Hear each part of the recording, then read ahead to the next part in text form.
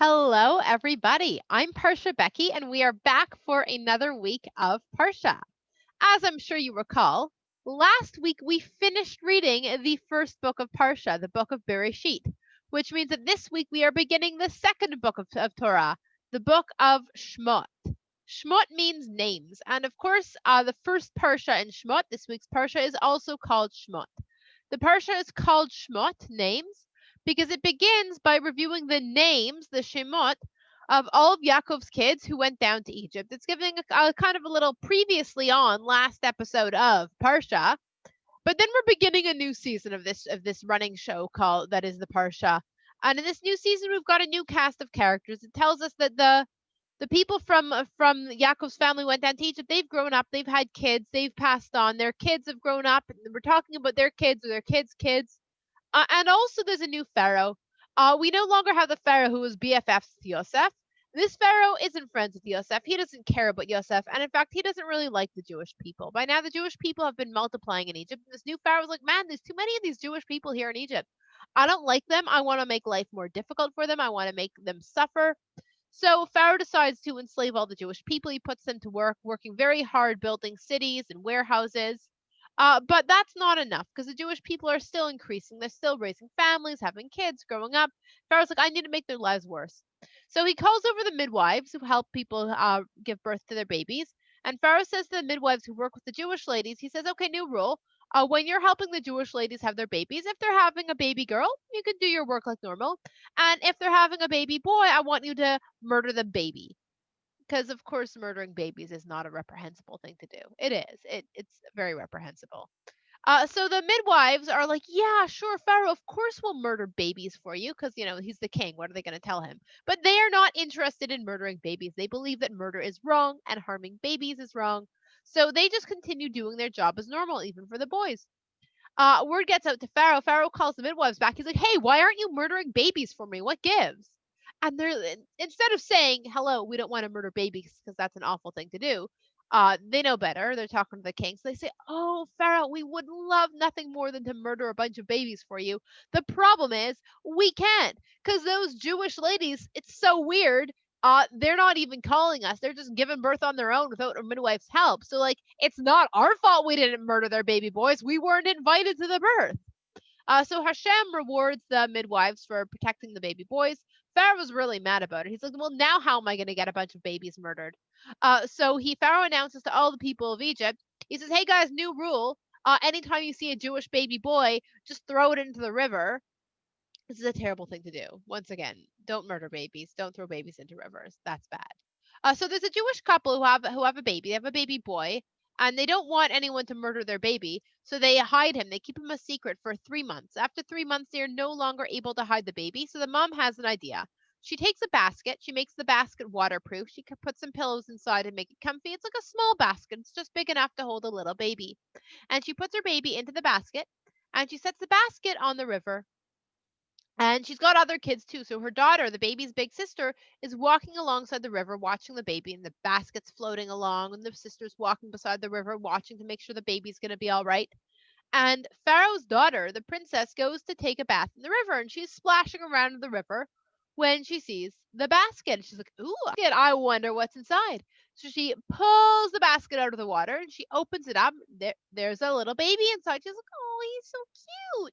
And Pharaoh's daughter decides, I'm going to adopt, and I will name him Moshe, which means I pulled him out of the water, because that's what she did. That's how she met the baby. And now Moshe's sister runs up to the princess and she says, hey, I see you've adopted this kid. Do you want me to get you a nanny who can help you take care of the baby? And the princess is like, yeah, that would be great. So this is great because the sister goes home. She gets her mom. She brings her mom over to the princess. And the princess is going to pay the baby's own mother money to watch her own baby. So, like, everybody wins. Moshe grows up. He becomes a kid, then teen, an adult. One day, adult Moshe goes for a walk, walking down the street in Egypt, and he sees an Egyptian guy beating up a Jewish person, just completely going to town, beating him up. And Moshe looks around. There's nobody around doing anything about it. So Moshe takes matters into his own hands, and he kills the Egyptian guy. Side point, murder is not the answer to your problems. Moshe thinks right now that this is a good solution, but he will soon find that murdering people only creates more problems. For now, though, Moshe thinks nobody saw. He goes home. Next day, he takes another walk and he sees two Jewish guys fighting with each other. He says, "Hey, come on, you guys shouldn't be fighting with each other. That's not the way to act." And they say, "Hey, who died and made you king? You're not the boss of us, Moshe. You can't tell us what to do or what not to do. We're going to fight if we want to. What are you going to do, Moshe? What are you going to do to stop us? Are you going to murder us like you murdered that Egyptian guy yesterday?" And Moshe's like, "Oh my God, people know." And in fact, Pharaoh also finds out. And Pharaoh's like, "Hey, Moshe, I hear you murdered somebody. That's against the law. You're wanted for murder. You're going to be executed." Moshe does not want to be executed. So Moshe runs away. He flees Egypt into the desert. He goes to an area where the people of Midian live, and he sits beside a well of water. And while Moshe's hanging out by the well, he sees there's a group of seven sisters who come to the well to get water for their sheep. Except there's some other guys at the well who are bullying the girls and not letting them get water. And as we know from the stories we've just heard, Moshe doesn't like bullies. So Moshe chases away the bullies and he gives water to the girls. And the sisters go home. And their dad, Yitra, who's the boss of all the Midian people, he's like, "Whoa, you girls are home so early today. How'd you work that out?" And the sisters explain, "Oh, well, normally the bullies in the well don't let us get water until late. But today there was this nice Egyptian guy. Of course, they mean Moshe. They think he's from Egypt. This Egyptian guy saved us. He chased away the bullies and he gave us water." And Yitra's like, "No, where is he? What? This guy was nice to you and helped you out and you didn't invite him for dinner? Go back and invite him over." So the girls go and they invite Moshe over for dinner. And he comes and he meets Yitra and they get to talking. They get along really well. Moshe stays a while. Moshe ends up marrying one of Yitra's daughters named Sipporah. And Moshe and Sipporah are very happy together. They have a baby, and Moshe names their baby Gershom, which means I was a stranger somewhere far away, because that's what happened to Moshe. He was moved far away from where he was born. Now he's a stranger there, but he fits in. He's having a good time. And now Moshe begins to work for his father-in-law Yitra. He watches Yitra's sheep.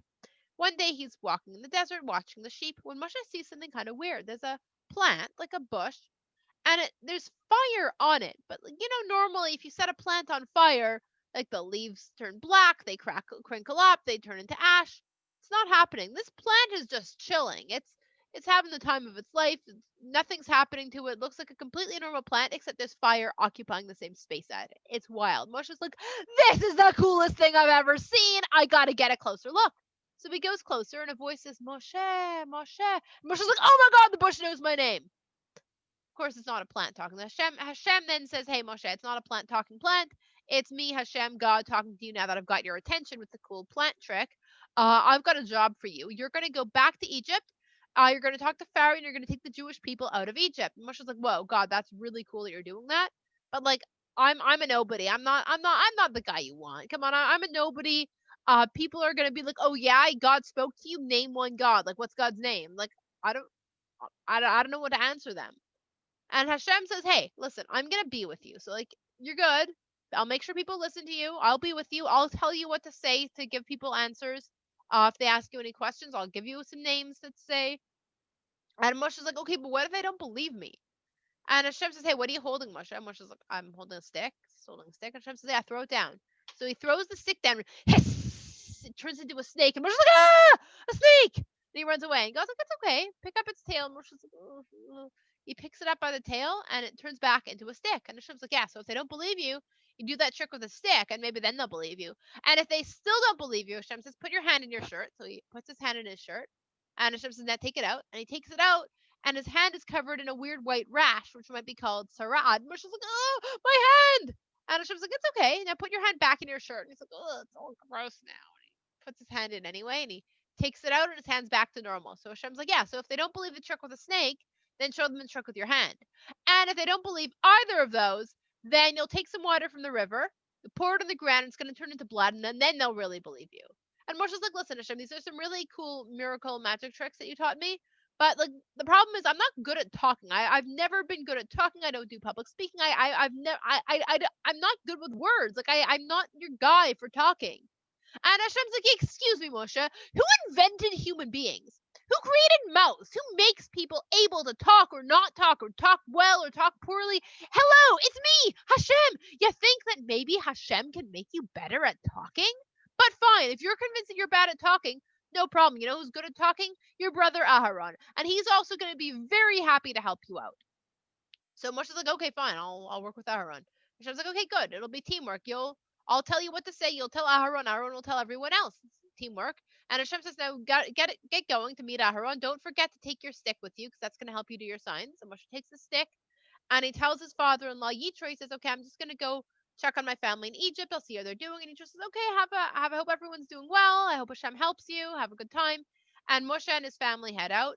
And on the way, because Moshe and Zipporah have had another kid, he's 8 days old, time for a Brit Milah. So Zipporah gives their son a Brit Milah.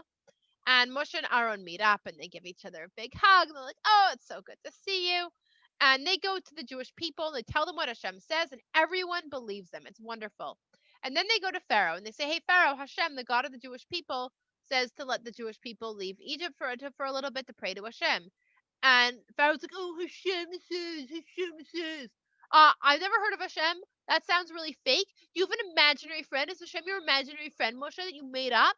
Because Hashem's not a real thing. I obviously don't think Hashem's a real thing. It's totally fake. So obviously I'm not going to do what your made up Hashem says to do. You're wasting my time, you're wasting your own time, and you're wasting the time of all these Jewish people who are supposed to be working for me, and instead they're being lazy and listening to you make up stories about your stupid fake Hashem. So obviously they don't have enough work to do. I'll give them more work to do, Pharaoh says. New rule. I'm no longer giving you guys the ingredients you need to make bricks, but you still have to make the same number of bricks as before, you'll be in big trouble. So now the Jewish people are running all over Egypt looking for their brick ingredients. They're scrambling to make bricks, and obviously in the time it takes them to look for bricks and make the bricks, they don't have time to make as many bricks as they used to do. And Pharaoh's like, hey, you lazy losers, why aren't you making as many bricks as you were supposed to? And the Jewish people are getting beaten and yelled at for not making enough bricks. And they go to Moshe and they're like, hey, Moshe, you said you were going to make things better. After you spoke to Pharaoh, it made things worse. Now he hates us even more. And we're getting punished and beaten for not making enough bricks. This is no fun. Why didn't you do this, Moshe? And Moshe says to Hashem, he says, Hashem, they're right. You said we were going to make things better. And after I spoke to Pharaoh, it only made things worse. I don't want to make things worse, Hashem. What gives? And Hashem says, hey, Moshe, it might look scary now, and it might look bad now, but you'll see. I've got a plan. This is just step one. And by the time I'm done, Pharaoh's going to be really punished, and the Jewish people are going to they're going to be all right, and they're going to get to leave Egypt. So just follow my plan, and everything will be all right.